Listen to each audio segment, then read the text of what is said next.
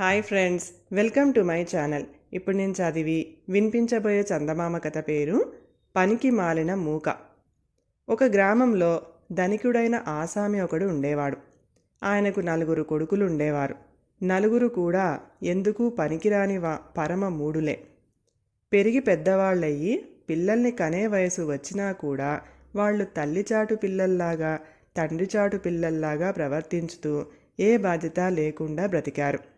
ఇది చూసి తండ్రి వారిపై బాధ్యతలు పడేసి స్వతంత్రంగా బ్రతకడం నేర్పించాలని నిశ్చయించుకున్నాడు. ఆయన పెద్దవాణ్ణి పిలిచి, నువ్వు మీ మేనమామల ఊరికి పోయి అక్కడ అందరి క్షేమ సమాచారాలు తెలుసుకునిరా అన్నాడు. వాడు మర్నాడు తెల్లవారుజామున బయలుదేరి వెళ్ళేటప్పుడు తల్లి, నాయన, ఆ ఊరు అసలే నిప్పు నీరు పుట్టని ఊరు. నువ్వు అదే పనిగా అక్కడ ఉండిపోక వెంటనే తిరిగి వచ్చేయి. మీ మామలు 4 రోజులు ఉండమంటే తొందర పని ఉన్నదని చెప్పు అన్నది. పెద్దవాడు ఎవరికీ తెలియకుండా 2 దుత్తలు సంపాదించి ఒకదానిలో కొద్దిగా నిప్పు, రెండో దానిలో నీరు పోసుకొని మేనమామల ఊరికి బయలుదేరాడు. కొంత దూరం పోయాక 2 దుత్తలు మోయటం వాడికి ఇబ్బంది అనిపించి నిప్పున్న దుత్తలోనే నీళ్లు పోసేసి ఖాళీ దుత్త అవతల పారేసి ప్రయాణం సాగించాడు. త్వరలోనే మేనమామలు ఉండే ఊరు చేరుకున్నాడు. వాణ్ణి చూడగానే మేనమామలు, ఆ దుత్త ఏమిట్రా అని అడిగారు. మీ ఊళ్ళో నిప్పు నీరు పుట్టవట కదా, అందుకని వెంట తెచ్చాను అన్నాడు వాడు. ఒరేయ్, నీ తెలివి తెల్లవారా, నిప్పేది అని వాళ్ళు అడిగారు. నీళ్లల్లోనే ఉంది అన్నాడు వాడు. వాడి అమాయకత్వానికి మేనమామలు నవ్వుకొని వాణ్ణి తిప్పి పంపేటప్పుడు, చూడు నాయనా, ప్రపంచం పాపిష్టిది, నువ్వెప్పుడూ ఒంటరిగా ఇల్లు కదలవద్దు అని సలహా ఇచ్చారు. వాడు ఇంటికి తిరిగి వచ్చి జరిగిందంతా తండ్రికి చెప్పాడు. తండ్రి వాడి మీద ఆశలు మానుకొని రెండో కొడుకును దగ్గరకు పిలిచి, ఒరే నాయనా, నువ్వు వెళ్ళి మన పొలాల్లో ఉండి ఈ 7 నుంచి స్వయంగా దగ్గరుండి వ్యవసాయం చూడరా అని అన్నాడు. సరే నాన్న అని రెండోవాడు పొలం వెళ్ళి వ్యవసాయం పనులు చూడసాగాడు. అక్కడి పొలాల్లో నువ్వులు పండిస్తారు. అది నువ్వులు చల్లే తరుణం. అందుచేత రైతులు నువ్వుల బస్తాలు విప్పి సిద్ధంగా ఉంచారు. ఆసామి కొడుకు తోచక పచ్చి నువ్వులు గుప్పిళ్లతో తీసుకుని తినసాగాడు.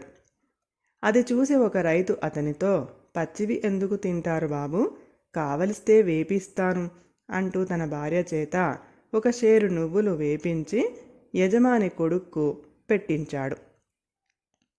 వాడు వాటిని తిని వాటి రుచికి ఆశ్చర్యపోయి, ఇదిగో ముందు ఈ బస్తాలలోని నువ్వులన్నీ వేపించండి అని రైతులకు ఉత్తర్వులు ఇచ్చాడు. మరి విత్తనాలకో అన్నారు రైతులు నిర్ఘాంతపోయి. నేను చెబుతాగా అన్నాడు ఆసామి కొడుకు అంతా తెలిసినట్టు. పోనీ అతని ఇష్టప్రకారమే చేద్దామని నువ్వులన్నింటినీ రైతులు మంగళాలలో పోయించి వేపించారు. ఇక వీటిని తీసుకుపోయి పొలంలో చల్లండి, కమ్మని నువ్వులు కాస్తాయి. ఇంతకాలంగా వ్యవసాయం చేస్తున్నారు, పచ్చి నువ్వులు చల్లి పచ్చి నువ్వులు పండించటం తప్ప మీకు ఇంకేమీ తెలియదు అన్నాడు ఆసామి రెండో కొడుకు. రైతులు ఆసామి దగ్గరకు పరిగెత్తి జరిగింది అంతా చెప్పారు. ఆసామి తల బాదుకొని రెండో కొడుకును వెనక్కి పిలిపించాడు. ఆసామికి ఉన్న గ్రామంలోనే ఒక మూల పశువుల శాల ఉంది. అక్కడ పెత్తనం చేయమని ఆసామి తన మూడో కొడుకును వినియోగించాడు.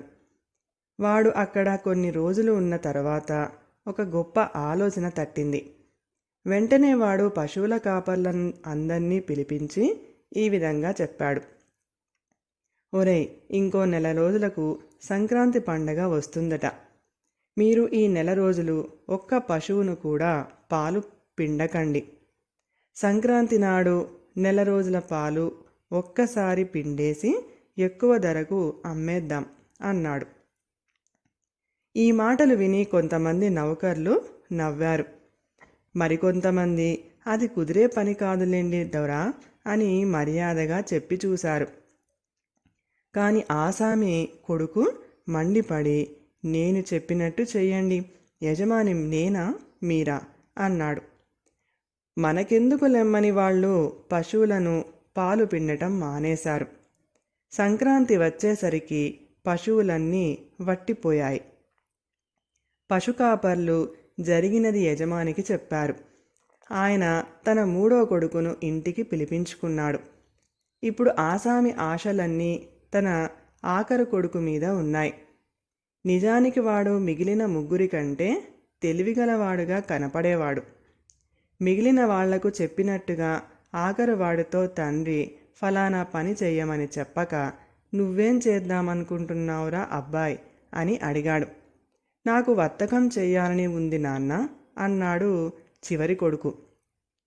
అయితే 2000 రూపాయలు తీసుకొని వర్తకం చేసి డబ్బు సంపాదించుకునిరా అన్నాడు తండ్రి. తండ్రి ఇచ్చిన 2000 పట్టుకొని ఆఖరు కొడుకు బస్తీకి వెళ్ళాడు. అక్కడ రకరకాల సరుకులు బేరం చేసి చివరకు గంధపు చెక్క కొని ఒక బండి మీద వేసుకొని బయలుదేరాడు. ఆ బండిలో వాడు చాలా దేశాలు తిరిగాడు కానీ సరుకు అమ్మకం కాలేదు.